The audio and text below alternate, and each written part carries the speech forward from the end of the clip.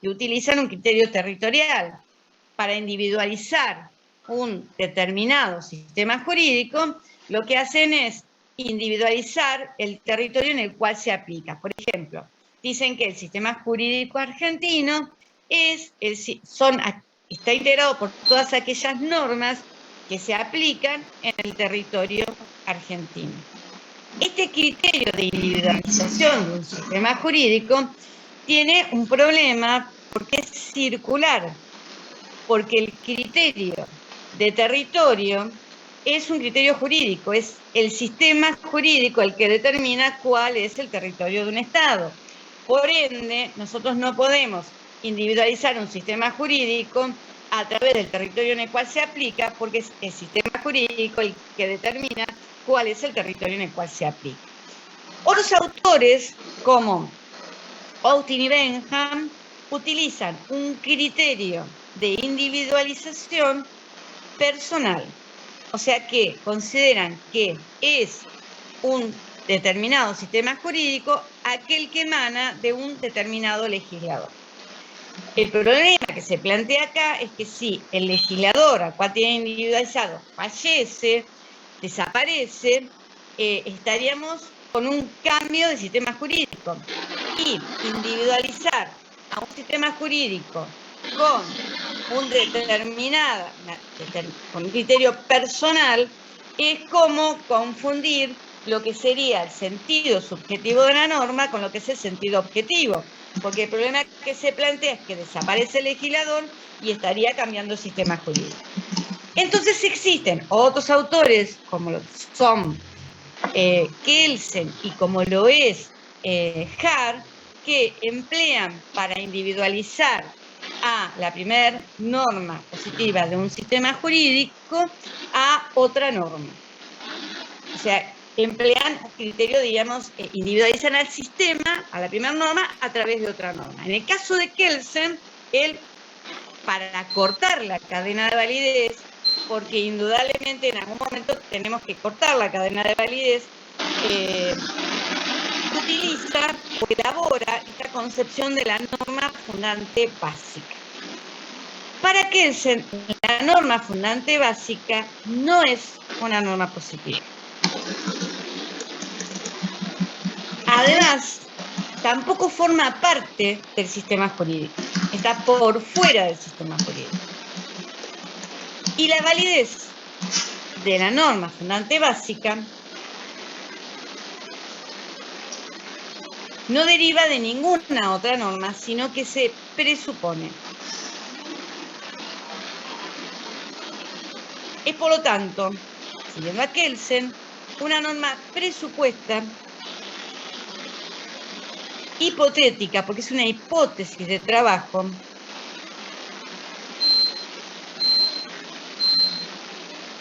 y extrasistemática.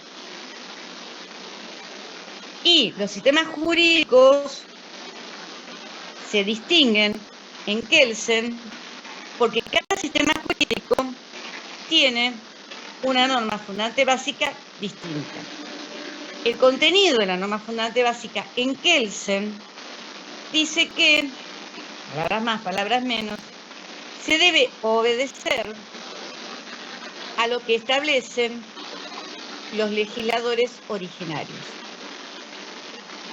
que en este caso serían aquellos que han elaborado y han impuesto la primera constitución histórica positiva.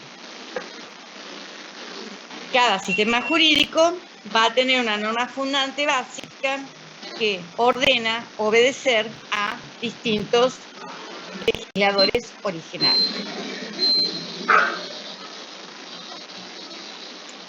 Luego vamos a analizar las críticas que se le hacen a Kelsen respecto a esta concepción de la norma fundante básica cuando analicemos los problemas respecto del concepto de validez. Ahora vamos a analizar lo que es la regla de reconocimiento de Hart. Varias son las críticas que se le hacen a Kelsen, pero principalmente están relacionadas con el tema que muchos autores dicen que cuando los científicos del derecho proceden a elaborar la norma fundante básica, ya tienen individualizado la primer norma positiva del sistema jurídico. Por lo tanto, en realidad, la norma fundante básica resulta innecesaria, además de otros, críticas que luego vamos a ver. Entonces, también yo les dije que Hart tiene un criterio similar de identificar a la primera norma positiva del sistema jurídico utilizando otra norma. En este caso, Hart habla de lo que es la regla de reconocimiento. La regla de reconocimiento cumple la misma función de la norma fundante básica de Kelsen, que es la de individualizar cuáles son los órganos de creación de normas de un determinado sistema jurídico. Pero tiene una distinción con lo que es la norma fundante básica de Kelsen. ¿Por qué? Porque la regla de reconocimiento, a diferencia de la norma fundante básica, que es hipotética, que es esta sistemática, en Hart es en realidad una norma positiva. Es en realidad una costumbre que siguen los órganos de aplicación de las normas en un sistema jurídico, que son los jueces, y que establecen cuáles son los criterios para poder individualizar a las normas que integran un determinado sistema jurídico. Es en realidad una costumbre que siguen los órganos de aplicación. Y otra diferencia que tiene con la norma fundante básica de Kelsen es que la norma fundante básica, Kelsen presume su validez. En cambio, Hart considera que es irrelevante el tema de la validez o no de la regla de reconocimiento, porque en realidad ella es la medida de validez del resto de las normas del sistema. Es como el metro patrón de París, que a uno nunca se le ocurriría.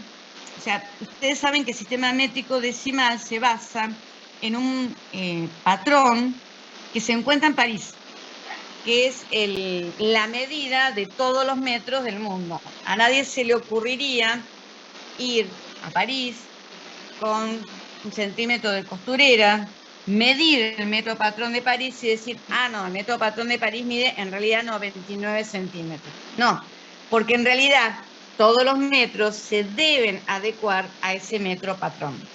Es la medida de la validez de todas las normas que forman parte de un sistema. Entonces, para redondear y ya pasar a los diferentes sentidos de validez y también ver la relación entre validez y eficacia y el criterio descriptivo y los criterios normativos, vamos a hacer un rápido repaso por lo que hasta ahora he explicado.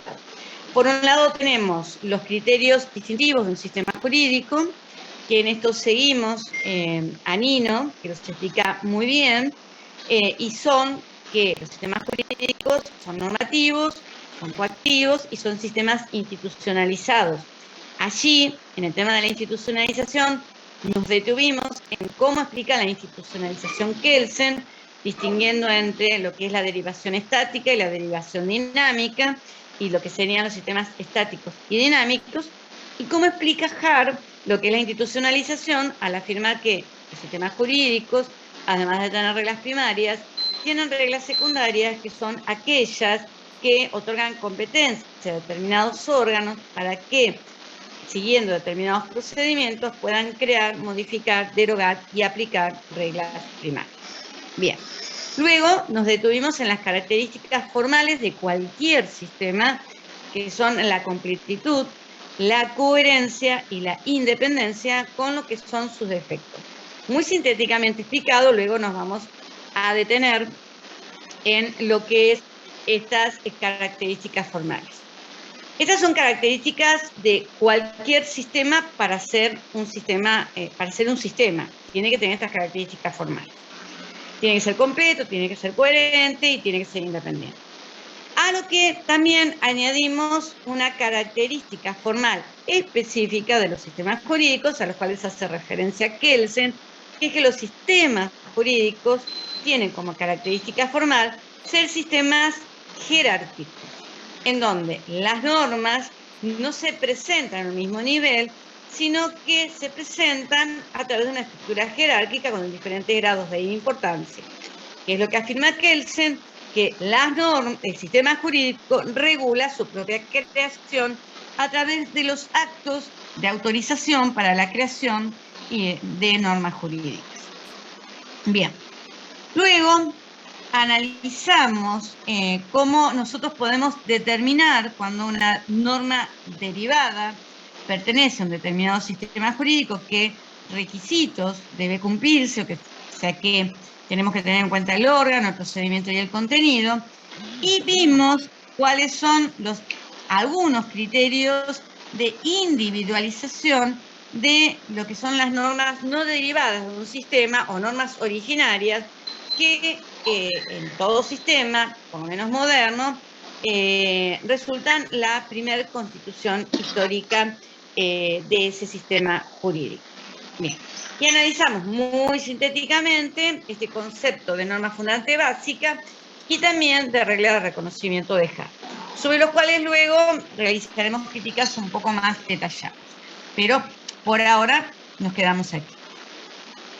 Un tema también muy importante para luego poder entender algunas deficiencias en la posición de Kelsen es analizar lo que es el concepto de validez. El concepto de validez es un concepto muy importante porque de acuerdo a las diferentes acepciones que tomemos de él, vamos a tener un concepto de tipo normativo o un concepto de tipo descriptivo, y vamos a advertir también que las diferentes concepciones de lo que es el derecho adoptan uno u otro concepto de validez. Nino, en esto es muy claro, señala diferentes acepciones de concepto de validez. Él dice que podemos distinguir, por ejemplo, validez como existencia, o sea que una norma es válida y un sistema jurídico es válido cuando existe. O sea, el concepto, la acepción de validez como existencia se aplica no solamente a las normas derivadas de un sistema jurídico, sino a todo el sistema jurídico. También tenemos otra acepción de validez como eficacia, o sea que una norma o un sistema jurídico resultan válidos según esta acepción cuando son eficaces. Esto quiere decir cuando son respetados, cuando son aplicados por la sociedad. Otro sentido de validez, siguiendo a Nino, es validez como fuerza obligatoria, como el hecho de que se debe obedecer lo que establece las normas y lo que establece un sistema jurídico. Ese es un sentido prescriptivo de validez porque ordena la obediencia a las normas y a un sistema jurídico todo. Y este no es un concepto relativo, sino es un concepto absoluto, porque indudablemente este concepto se apoya en alguna característica del contenido de la norma y del sistema todo para que resulte obligatorio su observancia. También tenemos validez como otra acepción, como pertenencia. Es decir que, en este caso, validez como pertenencia solamente podemos aplicarlo a las normas derivadas de un sistema jurídico, porque obviamente un sistema jurídico en su totalidad no puede pertenecer a sí mismo, sino cuando hablamos de validez como pertenencia, estamos afirmando que una norma derivada pertenece a un sistema jurídico cuando su creación ha sido autorizada por otra norma válida de ese mismo sistema jurídico. También existe un concepto de validez como obligación, pero no de tipo prescriptivo, sino cuando decimos, por ejemplo, que una norma es válida cuando existe otra norma que establece la obligatoriedad de esa norma válida, pero en una forma descriptiva, o sea, no está diciendo que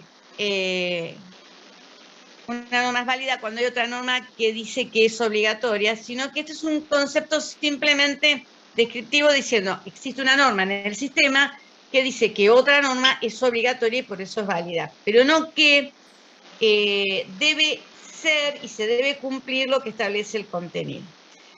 Todos los conceptos, todas las diferentes acepciones del concepto de validez que les he dado, a excepción de validez en forma prescriptiva o de validez como fuerza obligatoria, como que debe obedecerse el derecho porque su contenido se encuentra justificado, ya sea políticamente o ideológicamente o moralmente, son conceptos descriptivos de validez. A excepción, ya les digo, de este, que es un concepto de tipo normativo, porque obliga, prescribe la obediencia al ordenamiento jurídico. Cuando nosotros preguntamos por la obediencia al sistema jurídico, estamos yendo a un concepto de validez normativo. Cuando nosotros simplemente lo que estamos haciendo es analizando, describiendo cuándo una norma es válida, estamos dentro de lo que es un concepto de tipo descriptivo. El concepto normativo de validez es un concepto que utiliza el iusnaturalismo. ¿Por qué? Porque para el derecho natural existe una identificación conceptual entre el derecho y la moral. Y el ordenamiento jurídico debe ser obedecido porque su contenido se encuentra justificado moralmente. Entonces, este concepto de validez es el que adopta las concepciones iusnaturalistas. En cambio, las concepciones positivistas adoptan un concepto de validez de tipo descriptivo. A su vez, y acá vamos a explicar un poco la relación entre validez y eficacia, porque yo a ustedes les acabo de decir, siguiendo a Nino, que una de las acepciones del concepto de validez es validez como eficacia. ¿Cómo funciona la validez respecto de la eficacia? O sea, qué posiciones tratan de explicar la relación entre lo que es la validez y la eficacia. Kelsen dice lo siguiente respecto de esto. Kelsen dice que existen dos posiciones que tratan de explicar la relación entre validez y eficacia. Una posición idealista que dice que entre la validez de una norma y la eficacia de la norma no existe ningún punto de contacto, que son totalmente independientes, que una cosa es la existencia de la norma y otra cosa es la aplicación de esa norma en la realidad, que una norma puede ser perfectamente válida sin que sea aplicada ni respetada por la sociedad. Y en contra, digamos, de esta posición idealista está la posición realista, el realismo, que identifica a la validez con la eficacia, que dice directamente que una norma es válida cuando es eficaz. Si la norma no es eficaz, eso hace que la norma directamente no sea válida. Esa es la posición realista. Que se dice que ambas posiciones están equivocadas. Que si bien la validez es un concepto distinto a la eficacia, existe una relación entre ambas. Y explica esta relación primero analizando la eficacia de una norma individual y luego analizando la eficacia de un sistema jurídico todo. ¿Qué es lo que dice Kelsen? Kelsen dice que si bien validez y eficacia son dos conceptos distinguibles, la eficacia resulta una condición necesaria, pero no suficiente, de la validez. ¿Qué es lo que esto quiere decir? Que si bien una norma, para ser válida, es necesario que haya nacido válida, que haya sido dictada por el órgano competente, que haya sido, además, dictada de acuerdo al procedimiento que establece el órgano competente y un determinado contenido, para mantener su validez es necesario que adquiera un mínimo de eficacia. Esto quiere decir que para mantener esta vida es necesario que alguna vez sea aplicada o sea respetada por la sociedad y por los jueces. Dice que obviamente existe una distinción entre validez y eficacia, porque la validez es a todo o nada, una norma es válida o no es válida. En cambio, la eficacia admite grados. Una norma puede ser más o menos eficaz, pero que una norma es como hace una relación entre lo que es la vida y lo que es el alimento. O sea, la vida no se identifica con el alimento, pero es indudable que para que una persona permanezca viva es necesario que se den una serie de condiciones, entre ellas, una de esas condiciones es que sea alimentada, porque si no es alimentada o si no es cuidada o si no es, obviamente esa persona que está viva va a perder su vida, aunque no podemos identificar la vida de una persona con el alimento que hace que la mantenga con vida. Esta es la relación entre validez y eficacia. Inclusive da unos ejemplos, que también Jorge Rodríguez da ejemplos.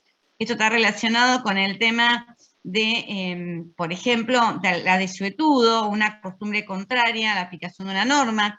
Hay normas, por ejemplo, que han sido válidas y que han tenido un mínimo de eficacia y que luego con el tiempo van perdiendo la aplicación y eso hace que se produzcan de desuetudo y que pierdan su validez.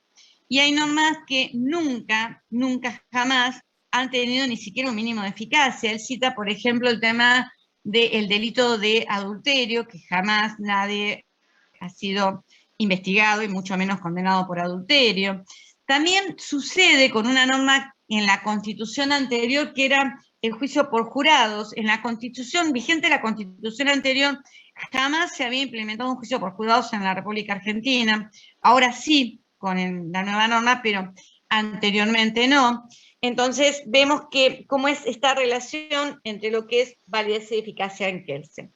Y respecto a lo que es la pérdida de validez de un sistema jurídico todo por la pérdida de eficacia, Kelsen dice que eso ocurre cuando la mayor parte de las normas de un determinado sistema jurídico, sobre todo la primera norma positiva de la cual se derivan el resto de las normas, pierde su eficacia, que puede ser por una costumbre contraria, pero también él hace referencia al tema de cuando se produce un cambio en lo que es un sistema jurídico por una modificación del sistema jurídico por canales que no son legítimos, por canales que no prevé el mismo sistema jurídico, que es cuando sucede una revolución, concretamente un golpe de Estado, que puede ser o no violento, esto no quita, pero una revolución es siempre un cambio de sistema jurídico por los canales que no prevé ese mismo sistema jurídico. Si la revolución triunfa,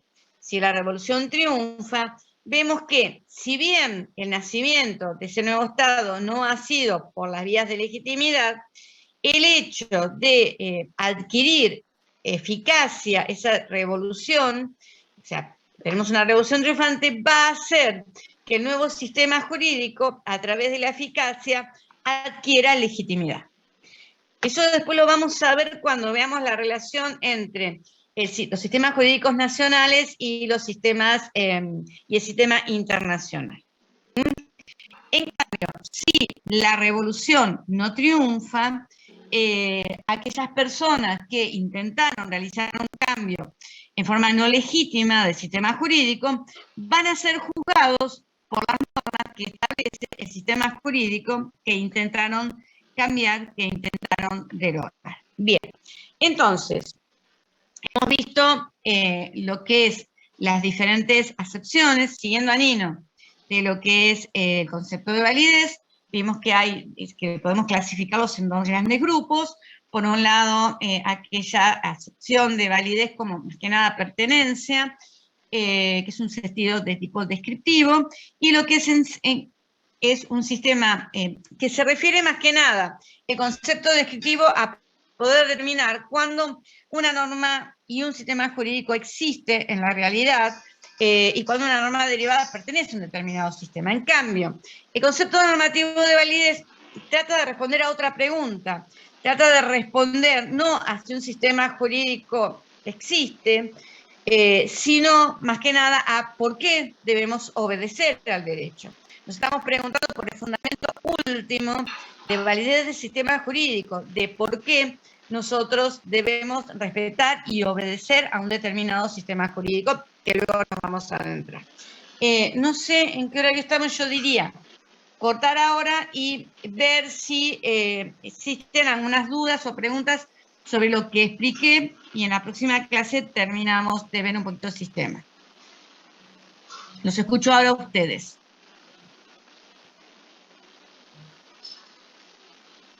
Doctora.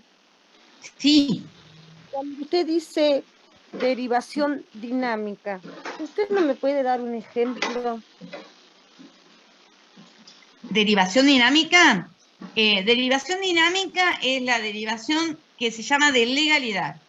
Una norma deriva dinámicamente cuando ha sido creada por el órgano autorizado y de acuerdo a un determinado procedimiento, sin importar el contenido. O sea, en realidad la derivación dinámica, para que más o menos te ubiques, los sistemas jurídicos son principalmente dinámicos porque lo que establecen digamos, en la primera norma positiva, son órganos de creación de normas.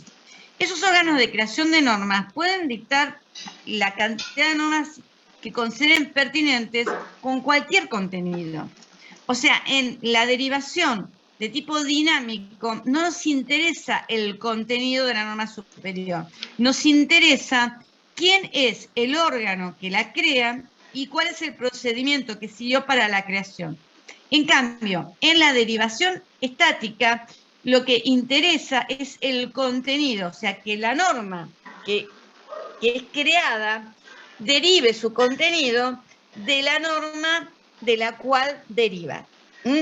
Esto es lo importante en la derivación de tipo estático o lógico, que la norma inferior, o sea, la norma deducida, derive su contenido de la norma de la cual fue deducida, de la norma superior.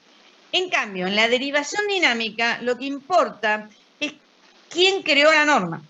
Sí, la norma fue creada por el órgano autorizado para dictarla, independientemente del contenido. No sé si te queda claro. Sí, bien. Gracias. O sea, en la derivación dinámica, ¿vieron cuando yo les explico que para que sea una norma es válida cuando ha sido dictada de acuerdo al órgano, de acuerdo al procedimiento y de acuerdo al contenido que establece una norma superior válida del sistema? Bien, la derivación dinámica tiene en cuenta el órgano y el procedimiento. La derivación estática tiene en cuenta el contenido.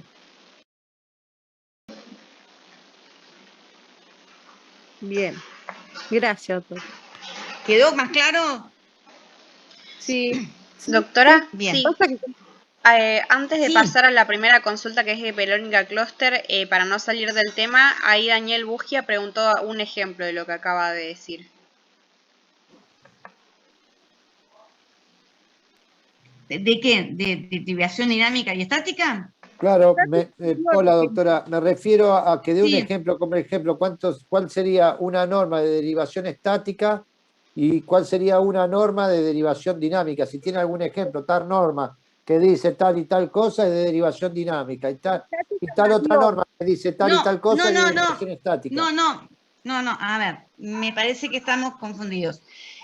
Acá lo que estamos hablando es, en cuanto a derivación dinámica o de derivación estática, es a que, diríamos, a la forma en que una norma deriva de otra norma. Si nosotros lo que tenemos en cuenta para determinar que la norma B deriva de la norma A, lo que tenemos en cuenta es que la norma B haya sido dictada por el órgano que establece la norma A, en ese caso la derivación es dinámica. En cambio, en la derivación estática tenemos una norma B y una norma A. Lo que nosotros tenemos que tener en cuenta en la derivación estática es que la norma B derive del contenido de la norma A. Por ejemplo, la norma A establece debo amar al prójimo. La norma B establece no debo matar a mis semejantes. Indudablemente, ahí tenemos una derivación de tipo estático. ¿Por qué? Porque la norma B deriva su contenido del contenido de la norma A. En cambio, en la derivación dinámica no me importa el contenido. Lo que me importa para determinar si la norma B deriva de la norma A es si la norma B fue creada por el órgano que establece la norma A independientemente del contenido. Cualquier norma que dicte, todas las normas que dicten, a ver, en los sistemas jurídicos, todas las normas, obviamente, tienen una derivación de legalidad, porque para integrar un determinado sistema jurídico, para ser válidas, tienen que haber sido creadas por el órgano y de acuerdo al procedimiento que establece el sistema jurídico. Todas las normas que dicta el Parlamento tienen una derivación de legalidad. Si no cumplen con el órgano o no cumplen con el procedimiento, esa norma va a ser inválida. Todas las normas que integran un sistema jurídico. Bien, a eso nos referíamos con el ejemplo. Claro, todas las normas, todas. Porque si no, pero además, también en el sistema jurídico, si bien preponderantemente y principalmente en el sistema jurídico predomina la derivación dinámica, la derivación estática también tiene su, diríamos, su campo de aplicación, porque lo dice el mismo Kelsen. Una norma para ser válida tiene que haber sido creada de acuerdo al órgano, al procedimiento, esto es legalidad, y al contenido que establece una norma superior. Y en el caso de las normas de mayor jerarquía, vemos que ese contenido lo establece de manera negativa la Constitución. La Constitución le dice al poder, al Parlamento, señores, ustedes están autorizados para dictar normas. El órgano tal tiene esta competencia para esto, el órgano tal, y tienen que seguir este procedimiento para dictar una norma válida. Pero, en cuanto al contenido, ustedes pueden dictarlo con el contenido que les parezca más pertinente. Ustedes lo eligen. Pero tienen que respetar los derechos que tienen raigambre constitucional. Si no los respetan, van a ser normas inconstitucionales porque, si bien pueden haber sido dictadas por el órgano y con el procedimiento, su contenido afecta derechos de raigambre constitucional. Esto está relacionado con el control de constitucionalidad, donde no nos vamos a meter, obviamente, porque es muy específico y se ve en otras materias. Pero, concretamente, en el caso del control de constitucionalidad en Argentina, el control de constitucionalidad, que está referido al contenido de las normas, al contenido, es difuso. ¿Por qué es difuso? Porque lo tienen cualquier juez, siempre y cuando, en un caso determinado, la persona que recurre al órgano jurisdiccional plantea la cuestión de constitucionalidad. Si el juez considera que existe una afectación a un derecho constitucional, declara para ese caso la inconstitucionalidad de la norma. Pero en la Argentina, que un juez diga que para un determinado caso una norma es inconstitucional, no se extiende al resto de los casos. O sea, la declaración de inconstitucionalidad es para el caso concreto en que el juez lo dictamine. La norma sigue siendo válida si en cada caso específico no está tachada de inconstitucionalidad. Hay diferentes sistemas, hay otros sistemas que hay un órgano que se llama de control de constitucionalidad que puede analizar la constitucionalidad de una norma y si considera que es inconstitucional, esa norma queda derogada para todo supuesto. Y el control además de constitucionalidad puede ser anterior a la aplicación de la norma o puede ser posterior, con carácter previo o con carácter posterior. Son diferentes sistemas, pero no nos compliquemos. Volvamos a la pregunta originaria. La derivación, o sea, las normas en un sistema jurídico, todas tienen que haber sido creadas por el órgano y haber sido creadas por el procedimiento. Si no lo son, no van a ser válidas.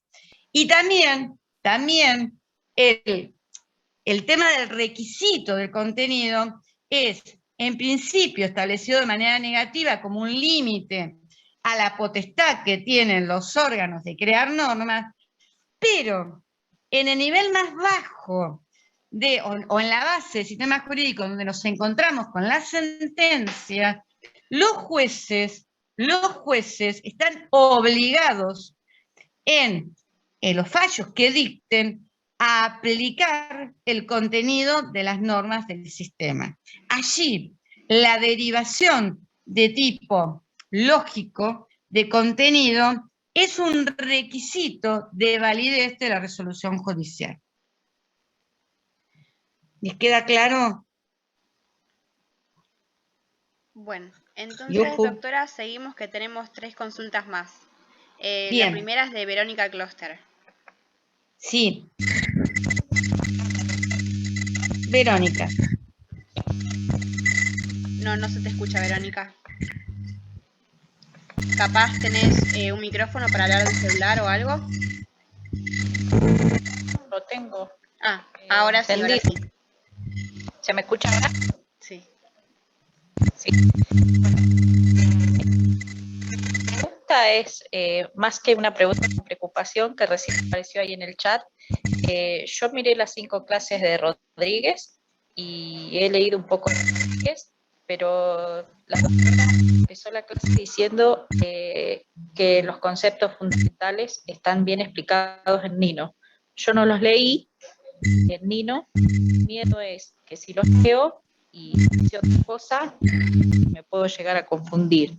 Eso es que quiero preguntar es, ¿tengo que leer Nino y Portela y dejar un poco de lado? A su vez, miré las clases de Rodríguez, ¿se entiende? No, sí, perfectamente. Yo simplemente lo que les dije es que es importante escuchar al doctor Rodríguez en lo que son las clases que da, porque son claras, pero son clases de un nivel también muy elevado. O sea, él hace una crítica y un detalle muy, muy finito, podríamos decir así, de lo que es la posición de Kelsen. Yo por eso les voy a subir un Power que hice un poco siguiendo la bibliografía de Rodríguez y agregando algunas cositas como para que tal vez ustedes, escuchando los audios del doctor Rodríguez y siguiendo un poquito el Power, puedan tenerlo un poquito más claro. Lo que les dije es que en realidad la doctora Valle, en los audios que ustedes escucharon, los audios de la doctora Valle, bueno, los audios de la doctora Valle siguen más que nada, diríamos, Perdón, un poco el uno solo, esquema. ¿no? Hasta ahora de este tema, uno solo, ¿no? Pues yo me perdí No alguno. sé cuántos. Sí, Bueno, hay uno solo. Bueno, el audio de la doctora Valle y los que vayan subiendo siguen más que nada, tal vez Anino, porque es de más sencilla comprensión, es más que nada por eso. Yo lo que les dije es que tal vez es más sintético y más claro.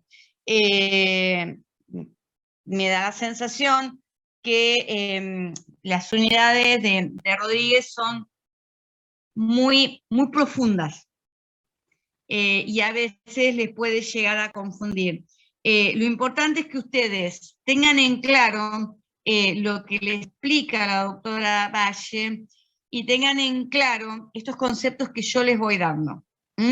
A ustedes lo que tienen que saber bien y no tener confusión es en las características distintivas del sistema, en las características formales, en las diferentes acepciones del concepto de validez, en la relación entre validez y eficacia, y en la clase que viene ya nos vamos a entrar un poco en críticas de lo que es el tema de Kelsen. Vamos a analizar también la relación entre los sistemas jurídicos nacionales y el sistema internacional, y vamos además a profundizar el tema de lo que es la completitud de los sistemas jurídicos.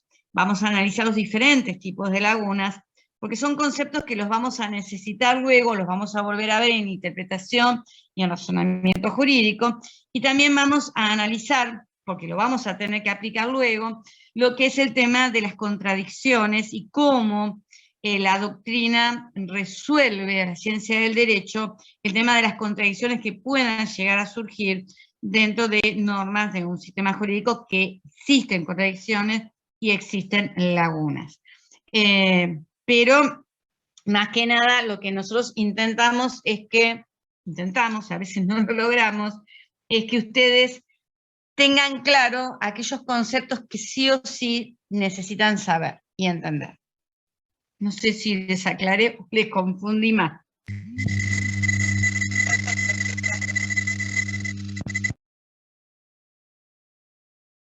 Bueno. Profe, hola. Mi consulta es si esto es unidad 4 y 5, porque los videos de Rodríguez son 4 y 5. Vamos a ver las dos unidades.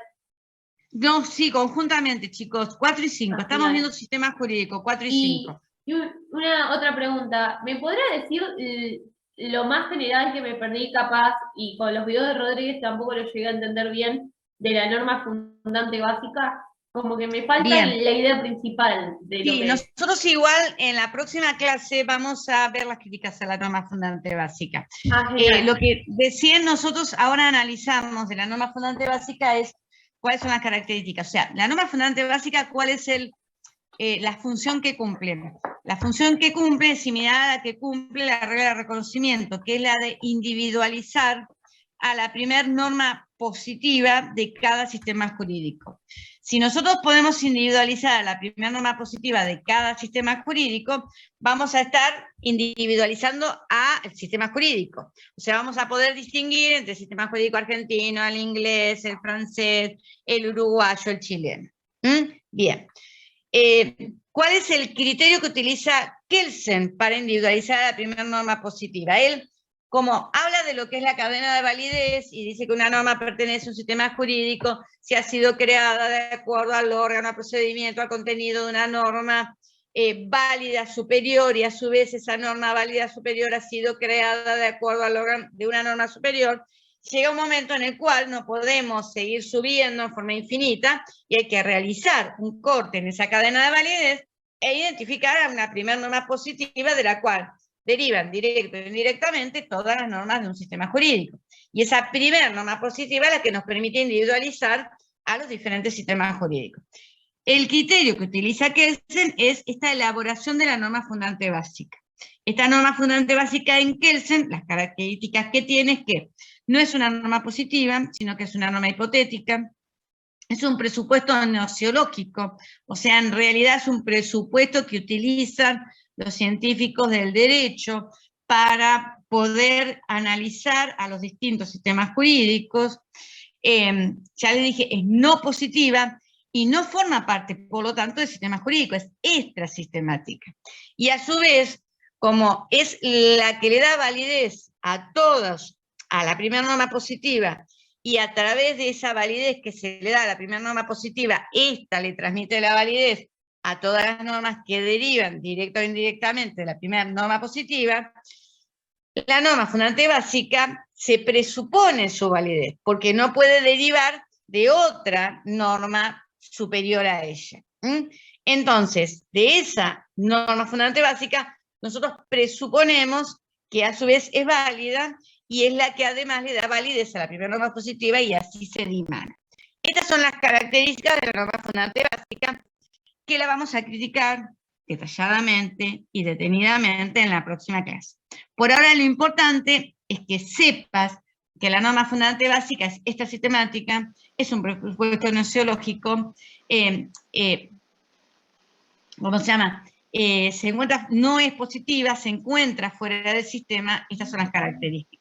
A diferencia de la regla de reconocimiento de Hart, que sí, que cumple la misma función, que es individualizar a la primera norma positiva de un sistema jurídico, pero que es una norma positiva, es en realidad una costumbre, que es una costumbre que aplican y utilizan las autoridades de aplicación de normas, que son los jueces, y que a su vez no es indiferente que sea válida o no, porque en realidad es la medida de validez del resto de las normas del sistema. Gracias, profe. Ya me quedó Y después claro. ya nos vamos a dedicar en la próxima a criticar.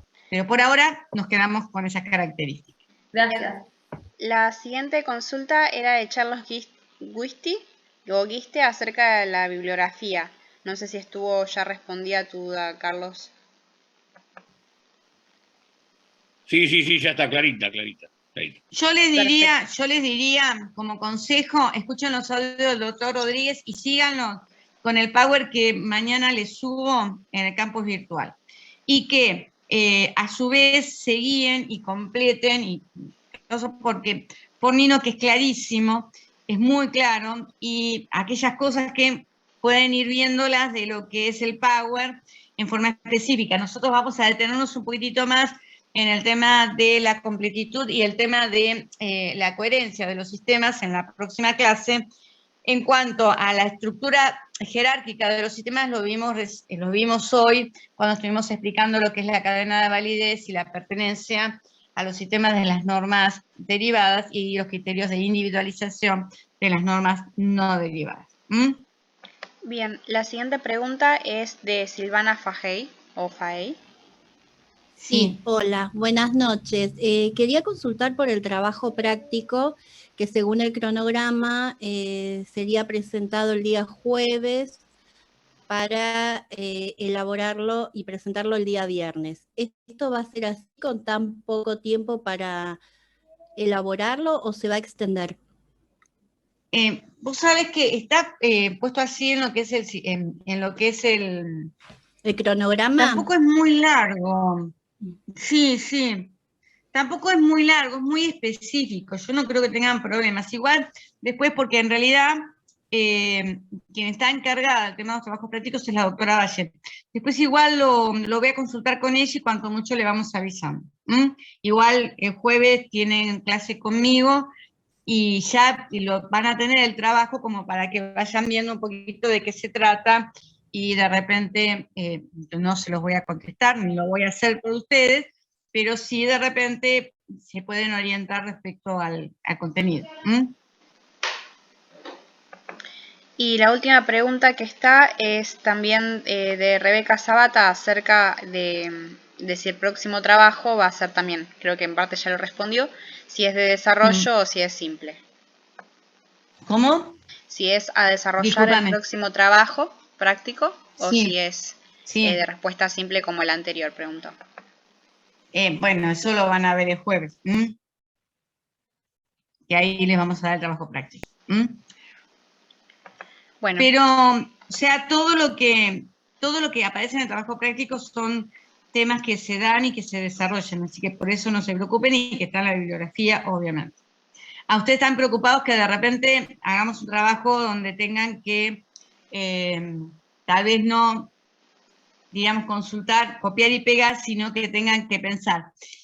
Miren, a nosotros nos ha preocupado un poco el tema de los trabajos prácticos, de lo que son el desarrollo, porque en el primer trabajo práctico, que era más que nada un control de lectura, hubo una pregunta que era en la cual tenían ustedes que de repente no copiar y pegar, sino pensar. Que era la pregunta en donde se le ponían párrafos, unos párrafos literarios y tenían que determinar si quedaban encuadrados dentro de la teoría convencionalista o de la teoría realista en cuanto a la relación de lenguaje y realidad. Y lo que advertimos es que de repente ahí es donde comienzan ustedes a presentar dificultades. Nosotros nos interesa que ustedes, además de, diríamos, de conocer el contenido, también aprendan a interpretar ese contenido. Y realmente nos preocupó también el último trabajo práctico en donde era todo interpretar y han tenido dificultades. Y eso nos preocupa. Tal vez, sí. Disculpe, ¿le puedo hacer una pregunta? Bueno, yo el último trabajo lo desaprobé, pero el último trabajo práctico, pero los anteriores siempre se me ponía que tenía que mejorar el lenguaje técnico. No sé, nunca llegué a entender qué es lo que se refiere con eso. Porque lo intenté mejorar en el TRE y al parecer fue todo lo contrario. ¿Qué se refiere?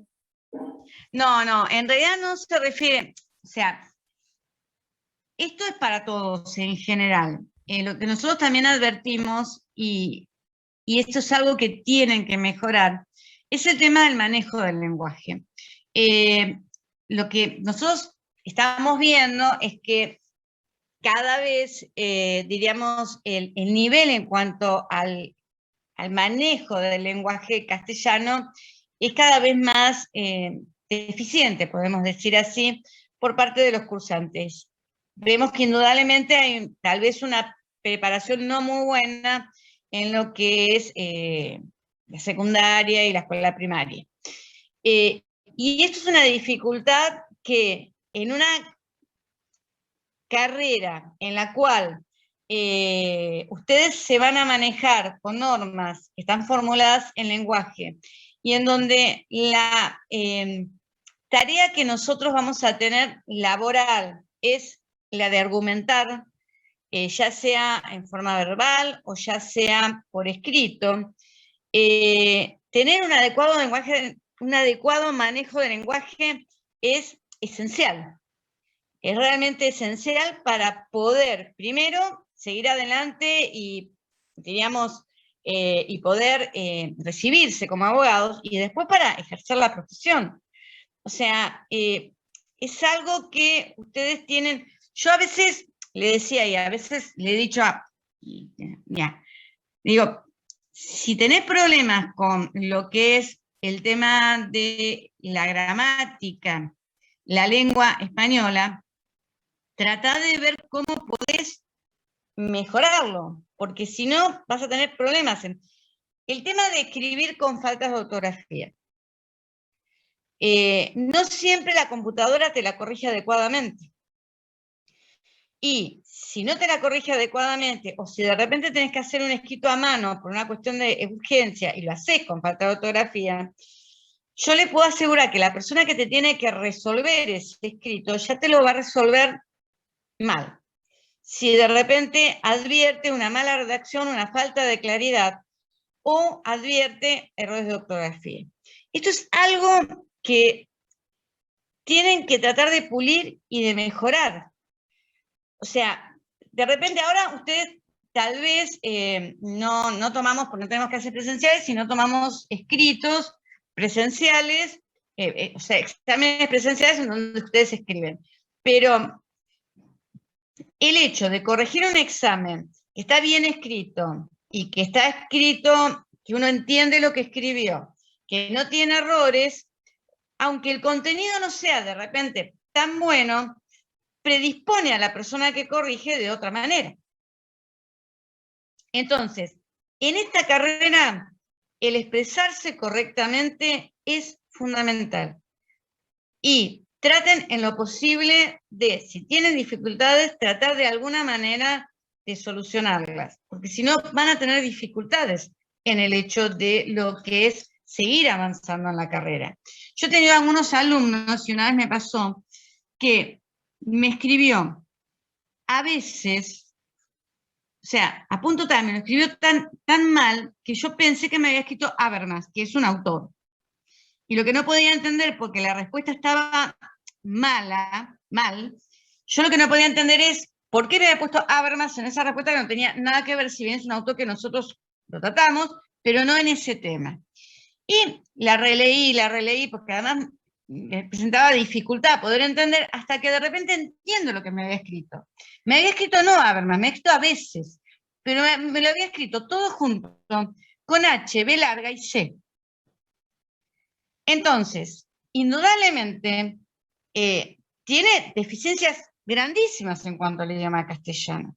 Entonces ya desde ahí se le va a dificultar. Uno no puede escribir a veces de esa manera. O sea, yo lo llamé después aparte, hablé con él y dije, mirá, ¿tenés?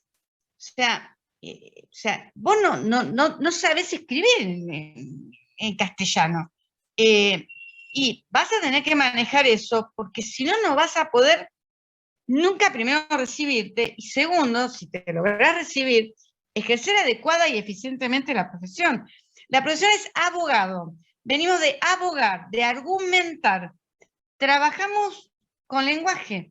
Esa es nuestra herramienta de trabajo. O sea, ¿por qué? Porque el contenido de las normas, a vos lo que te enseñan en la facultad, es saber dónde buscar y tener un criterio jurídico.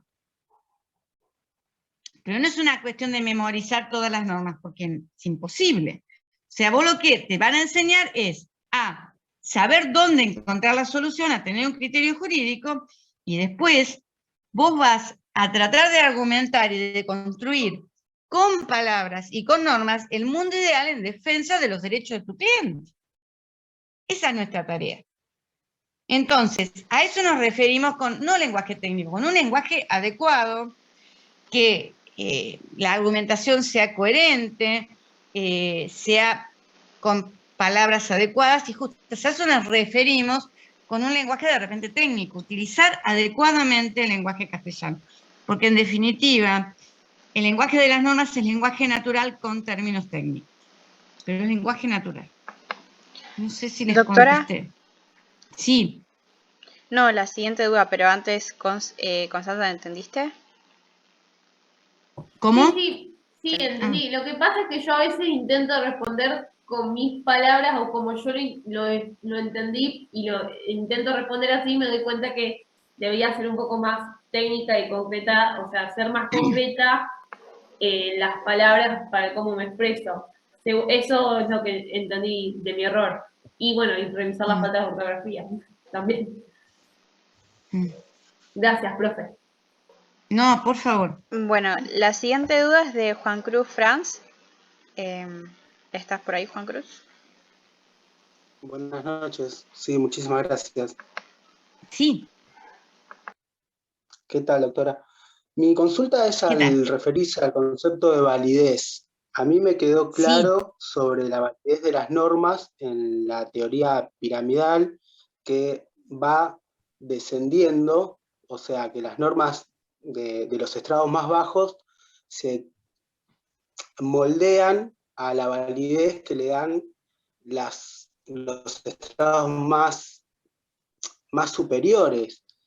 Después, también se analiza la norma, el concepto de validez en el sentido descriptivo y prescriptivo, y en todo este ámbito de autores y de críticas en el concepto de validez y la ambigüedad de la validez, a mí lo que me genera la pregunta es, ¿existe en la práctica, ¿no?, jurídica, existe alguna argumentación concreta referido al concepto de validez, más allá de lo que expresa la teoría piramidal sobre la norma fundante básica hasta la práctica de los jueces? A ver, yo te voy a contestar algo y me vas a decir, ufa, nos explican todo esto. Hay un autor argentino, Bernengo, que dice que el concepto de validez lo único que hace es traer reminiscencia mágico-religiosa sobre la existencia y obediencia de las normas y que no sirve para nada. Bien. Y lo único que sirve es para complicarle la vida a la gente. Yo coincido más o menos con él, pero independientemente de eso, el concepto de validez trae una serie de divergencias doctrinarias que son importantes. Primero, es un concepto ambiguo que tiene diferentes sentidos, de los cuales algunos responden simplemente a cuando una norma existe dentro de un sistema jurídico y tiene un sentido más que nada técnico, que es uno de los conceptos o acepciones que utiliza Kelsen. En cambio, otra de las acepciones en realidad se dirige no a determinar cuándo una norma existe o un sistema jurídico existe, sino en realidad lo que trata de responder es por qué se debe obedecer a un sistema jurídico, que sería concepto normativo. Estas son las dos grandes, diríamos, grupos que tratan de explicar lo que es la validez. O sea, por un lado, contestar a una pregunta que se refiere a por qué tenemos que obedecer el derecho, y otra que simplemente lo que intenta es responder cuando una norma jurídica, un sistema jurídico existe. Entonces, eso es. Después, obviamente, vamos a ver, hay diferentes posiciones. Por ejemplo, hay una posición que directamente considera, que es todo el realismo, que considera que una norma es válida cuando es aplicada, cuando es eficaz, hay una identificación, y otras posiciones que, como Kelsen, distinguen entre validez y eficacia, pero lo relaciona, o directamente distinguen y dicen que son conceptos que van por carriles distintos, porque la validez iría por el tema de lo que es el mundo de deber ser, y en cambio la eficacia estaría relacionada con el mundo del ser, concretamente. Pero nosotros en el próximo encuentro en realidad vamos a analizar los problemas que se presentan respecto del concepto de validez en Kelsen, para adentrarnos un poquitito más en lo que es el análisis de lo que es estos dos conceptos distintos. ¿Por qué? El concepto normativo está relacionado directamente con la concepción iusnaturalista, que identifica conceptualmente derecho y moral. En cambio, el concepto descriptivo es el utilizado por las posiciones positivistas, que lo que le interesa es determinar cuándo una norma jurídica, un sistema jurídico existe, que es eso lo que intenta contestar, responder o individualizar lo que es el concepto meramente descriptivo. Pero si querés, nos vamos a Bernengo, que dicen que la verdad Bernengo es ganas de complicarle la vida a la gente. No sé si te contesté. Ahora todos me van a decir, somos bernenguistas, todos apoyamos a Bernengo, porque la verdad realmente... No. Y además yo trato de explicárselo de la manera más sencilla posible. El problema tal vez con el doctor Rodríguez es que, diríamos, hace un análisis muy profundo sobre las diferentes, muy profundo, y eso tal vez confunde en vez de aclarar. El tema es que ustedes tengan claro qué es lo que tratamos de explicar con el concepto de validez y cuáles son las dos grandes preguntas que se contesta cada uno de las acepciones de validez, en realidad. ¿Le puedo hacer una pregunta, una aclaración? Sí. Sí, yo he leído lo de Rodríguez, lo veo como dice usted, coincido plenamente. Ahora, Nino es magnífico. Yo ya tenía referencia de la autoría de los juristas que ha sido, ¿no? pero realmente es una maravilla, lo claro que expresa las cosas y es relativamente fácil entenderlo para nosotros que somos principiantes, ¿no? Sí. En realidad, el libro de Nino, y en esto, por supuesto, Nino tiene obras muchísimo más detalladas y más profundas, pero este libro es Introducción al Análisis del Derecho. En realidad es un libro más que nada de texto, en donde lo que tratan de es introducir a la persona que comienza a dedicarse al análisis o al estudio del derecho, introducirlo en este análisis del derecho. Obviamente, si alguien luego quiere, va a poder profundizar en cada uno de los temas, y de hecho Nino ha profundizado en cada uno de los temas. Pero introducción al análisis del derecho nos permite comenzar a caminar lo que es el sistema jurídico. Esto es lo que tiene Nino. Sí, incluso el tema de los ejercicios que están al final de cada capítulo. Sí, son magníficos. Sí. Si usted lo va leyendo, es como si estaría haciendo un examen de lo que ustedes pueden preguntar, porque es muy claro, está la verdad que es muy claro. Sí. Gracias, doctora. O sea, Jorge Rodríguez, ¿saben cuál es el tema? O sea, todos han sido, obviamente también Nino es un filósofo del derecho, pero Jorge Rodríguez, diríamos, en su obra, es una obra realmente muy profunda, es una obra netamente filosófica y muy profunda. Entonces, tal vez a veces como libro de texto se dificulta su comprensión.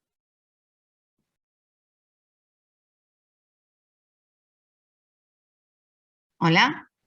Profesora, le hago una última consulta. Sí. Con esto que usted dice con respecto a Rodríguez y que actualmente es el titular de la cátedra, le consulto por la instancia de coloquio. ¿En esa instancia estarían ustedes o estaría Estamos Rodríguez nosotros. también? No, estamos nosotros. Bien. Y nosotros vamos a hacer hincapié sobre todo por aquellos temas que hemos explicado y que consideramos que sí o sí. Miren, en el coloquio, ustedes tienen que, algunos temas, saberlos perfectamente. O sea, lo que analizamos en el coloquio es que los temas que son centrales y fundamentales los tengan claros, que no son muchos. Eso es lo que queremos, que tengan un conocimiento mínimo de la materia. Pero no va a estar el doctor Rodríguez.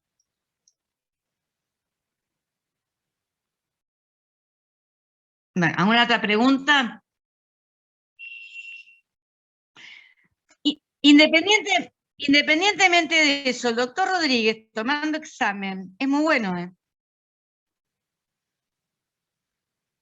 Una consulta, ¿el doctor Rodríguez es abogado y filósofo o es filósofo nada más? No. ¿O El las doctor dos Rodríguez cosas? es abogado, ha ejercido en su momento la profesión y en estos momentos está dentro de la justicia y es juez correccional. Además de ser filósofo.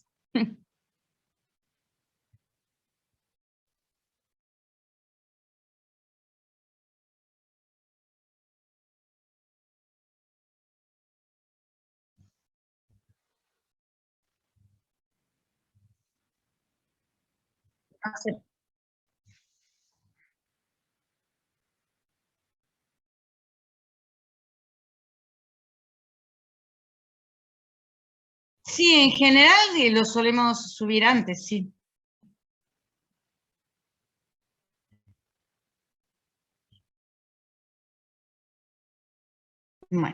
Bueno, nos vemos entonces el jueves.